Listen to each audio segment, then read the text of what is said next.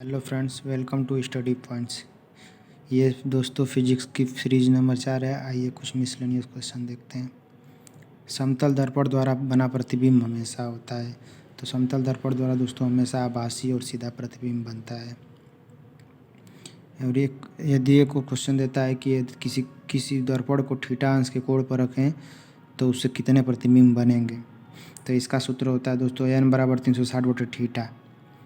तो यदि n बराबर 360/थीटा यदि थीटा से यानी थीटा कोण होता है, तो यानी उससे भाग देने पर यदि वो संख्या विषम आए तो विषम आए और सममित आए, सममित और विषम सममित दोनों देता है। जैसे मान लीजिए कि यदि भाग देने पर मान लीजिए n बराबर 9 आ गया, तो n बराबर 9 आ गया तो प्रतिबिंब की संख्या अगर सममित दिया हो तो 360/थीटा-1 यानी उस संख्या में से एक घटा कर लिख देंगे विषमित के लिए।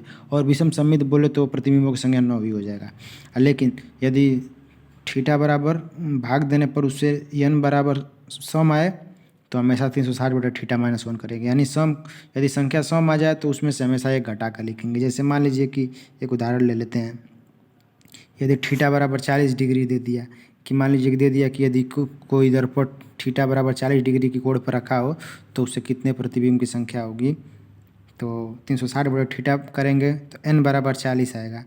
अरे n बराबर 9 आएगा। 40 से भाग देंगे तो 9 आएगा। तो फिर उसके बाद प्रतिबिंब की संख्या ज्ञात करने के लिए यदि सममित हो तो n-1 कर देंगे।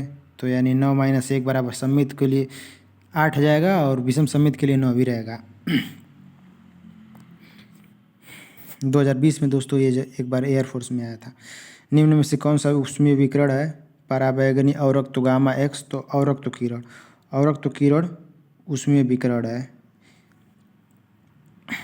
इसे हीट रे भी कहते हैं। अवरक्त किरण को हीट रे भी कहते हैं।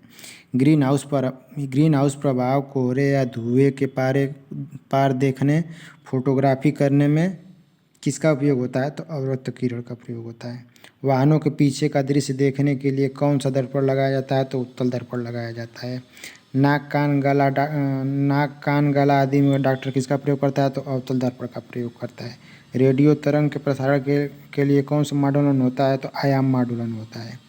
तो इस प्रकार दोस्तों और आगे सीरीज को देखने के लिए मेरे चैनल को सब्सक्राइब करें। क्योंकि दोस्तों मैं ये वीडियो छोटा बनाता हूँ क्योंकि थोड़ा अपलोड करने में दिक्कत होता है, इंटरनेट इशू होता है, इसलिए आप लोग मैनेज कर लिया कीजिए। धन्यवाद।